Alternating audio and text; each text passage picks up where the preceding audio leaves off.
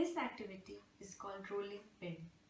This activity helps in the development of gross motor skills of the child, and it also enhances the creativity of the child.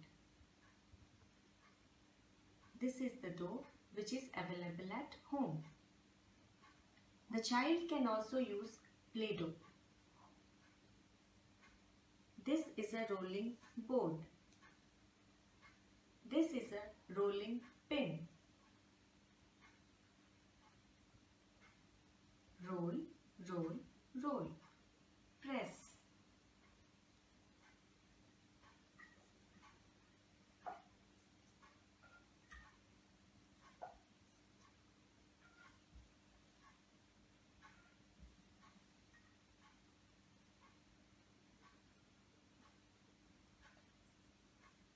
The chapati is ready, children. But can we have it like this? No, this is raw. You can give this chapati to mama or papa. They will roast it and then you can have the yummy chapati which is made by you. Thank you.